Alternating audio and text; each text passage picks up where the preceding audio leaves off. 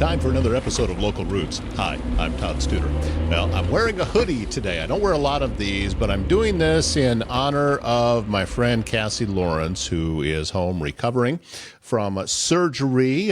Cassie and her husband Dave started the nonprofit and Sail On and Fly High, helps to raise awareness about mental health challenges, and they also do a lot of fundraising in our area. And just want to let you know, Cassie, that we all love you and we wish you a very speedy recovery.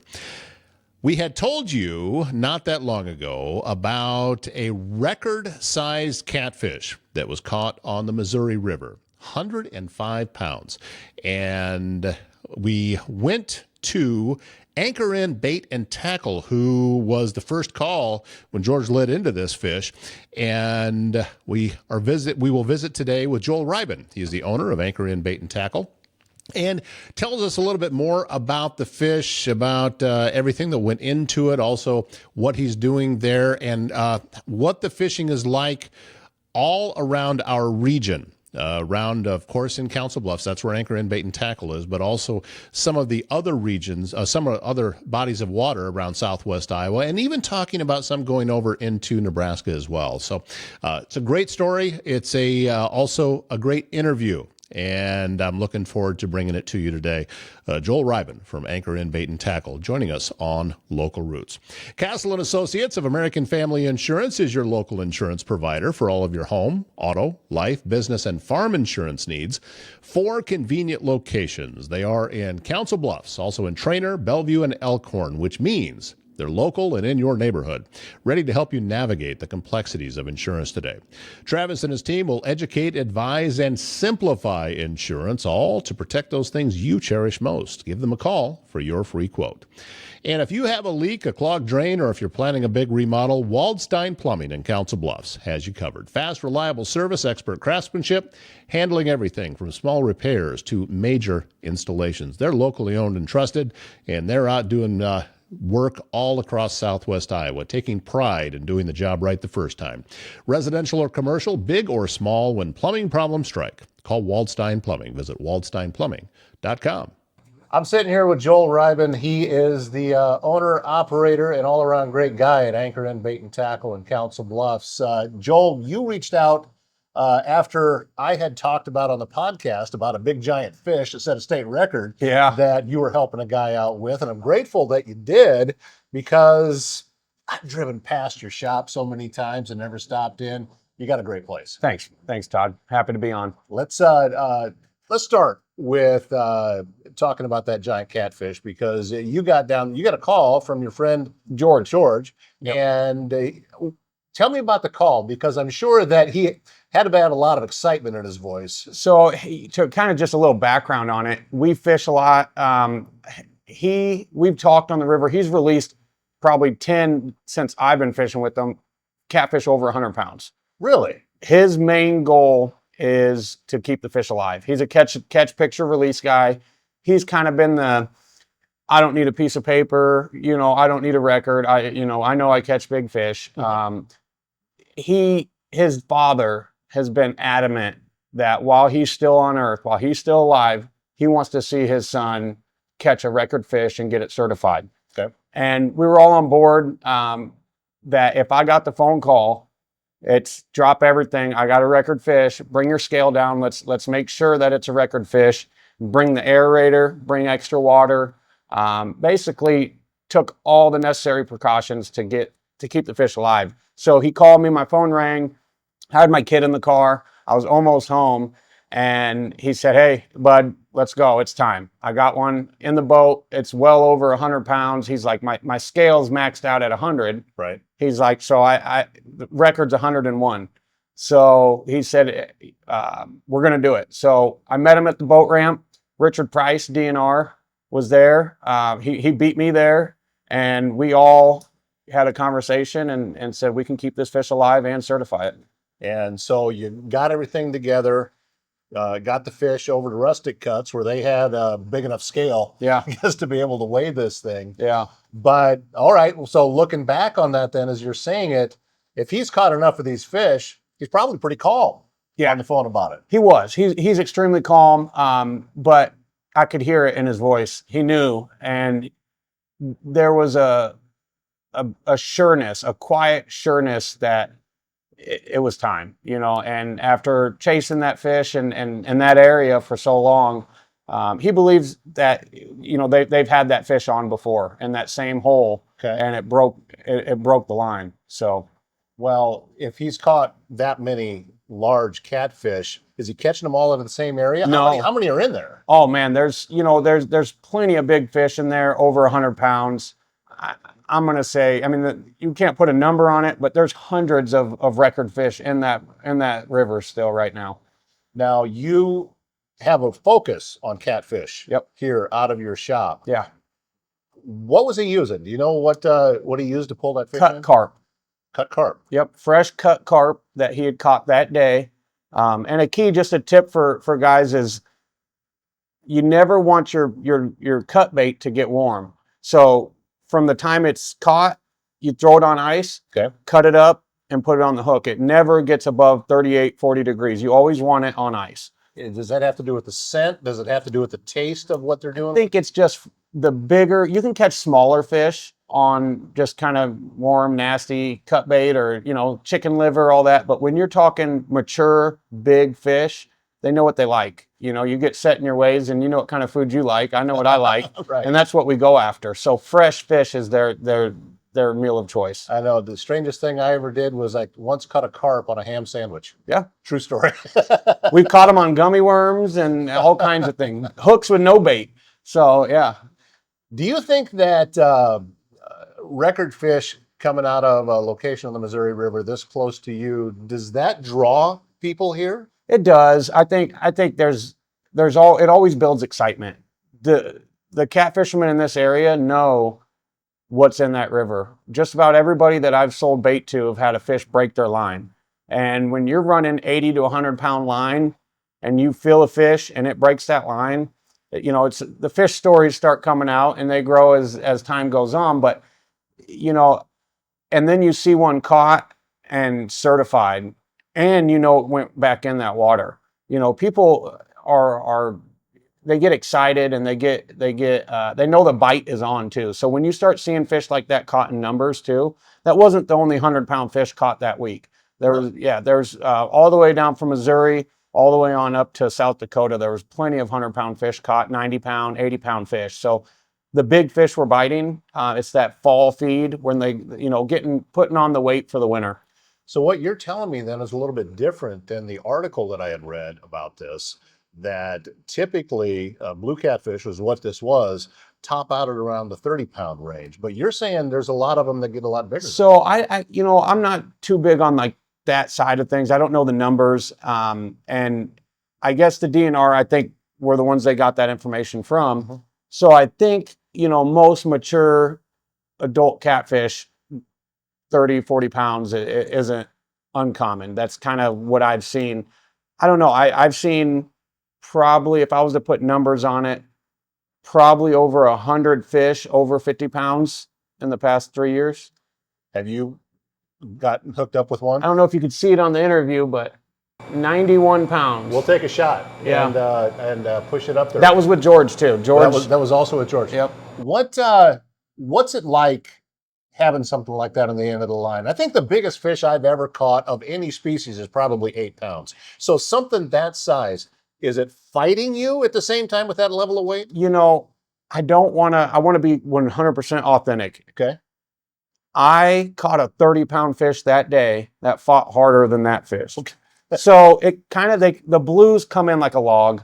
They'll fight a little bit, but once you get them coming your direction, they kind of give up. A few flies in the bait shop. Well, it wouldn't be a bait shop if it didn't have flies. Yeah. But that is, it's really cool that that type of fishing is available here. Yeah. When you decided to put anchor and bait and tackle here and put a focus on catfishing, was it that type of thinking that got you, hey, this is where we want to really put a focus on? It was, and I'm glad you brought that up. It's kind of the elephant in the room that we didn't even know we were going to talk about this, but since you brought it up, Wood Sporting Goods is a staple in the community.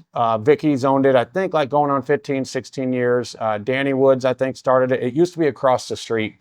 I had intentions of buying them out, and I had conversations with her. We never came to terms. I was told she was going to pack up and go spend time with family in Wisconsin and take Wood Sporting Goods with her.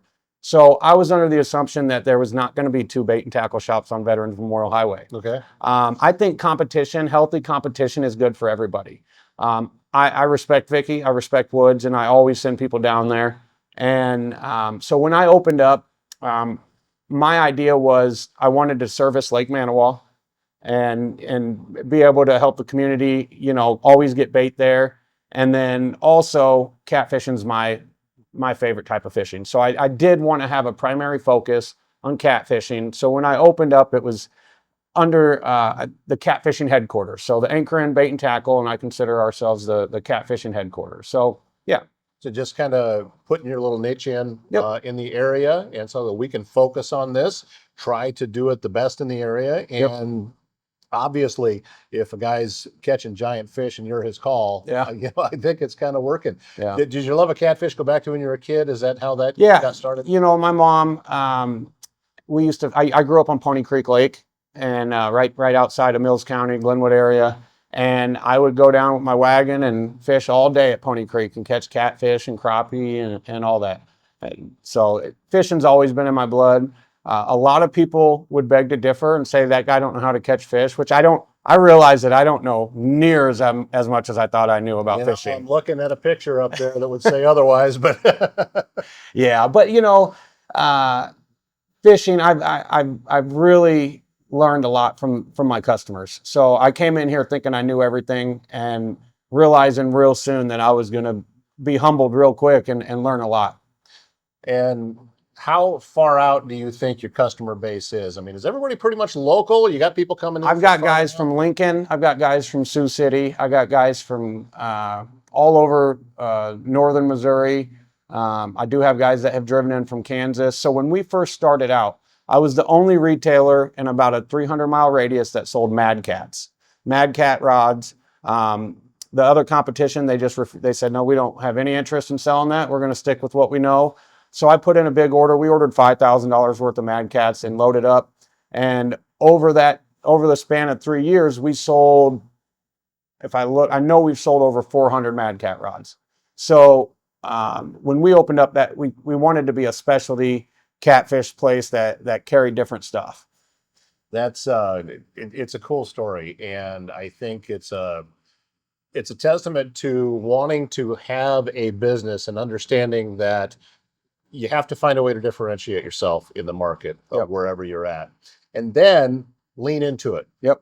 You don't want to. I've heard this saying a lot, that you don't fail, you just quit before you succeed. Yeah. And sometimes you got to lean your shoulder into it and grind for a while. And I think as you and I had talked before, took you a little bit, I think, to gain some traction, didn't it? It did. And I've learned a ton about business, about people, and really what it takes, work ethic. I was always that guy. I kind of, I sold cars for a long time, and I tried different things, and I'd quit and go try this and then go back. And my boss, Richie Hobbs, used to always tell me, Joel, I think you always quit right before you almost reach like the best level of your performance, and maybe have a tough month and then come back, have a good month, make some money, and then squirrel, and then just go try something else. So what Richie told me has always stuck with me, especially with this business, and everything I learned from the car business I've attributed to here. So they used to be honest about blue cards, where you got to get their email, their phone number and stuff. So nowadays is a little bit different. Social media, I interact with a lot of my customers. I consider my customers friends and family. Let's talk about your social media, because you are a poster child for how to do this right. You've got a really large following. I think I saw over 11,000 followers. Yep. But then at the same time, you put up a photo, you put up a video, and you're doing hundreds of thousands, sometimes into the millions of views on these things. Yeah. What do you credit that to? I honestly think it's just authenticity. And we've always strived to be real and raw. You know, I'm open about my struggles. I'm a recovering alcoholic. November 5th will be 9 years that I've been sober from alcohol. So I think a lot of people relate to that. And our customers, you know, we can connect on a personal level. And it's not, you know, I think a lot of retail businesses, you come in and it's like, you cash out and it's like you start small talk and they're like, next, you know, they want the next customer, next customer. And we've got these bar stools here. Guys can sit down and talk and they can bring their tackle box in. And I think just being open about just who I am, and people relate to that, but also consistency. So I'm always interacting with people on social media. I'm sharing pictures, and we keep it, like I said, authentic. So everything that we post is our customers. We're honest about what they caught the fish with.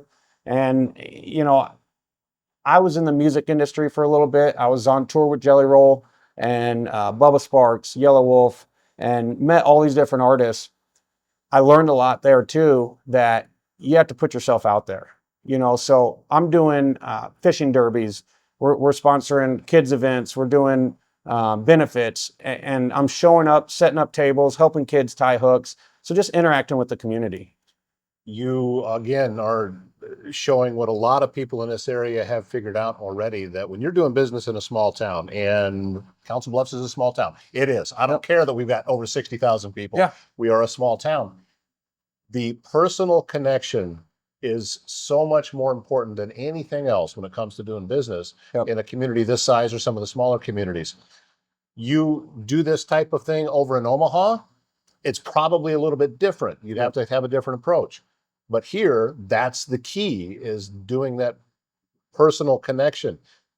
Is that something you think you learned, or did you come in with that philosophy? Oh, I learned it. And I tell people I didn't learn any of this stuff at college. I learned it at 1201 Veterans Memorial Highway. You know, I've learned by trial and error. I'm going to try this, I'm going to fail, and I'm going to apply what I learned from that to my next idea.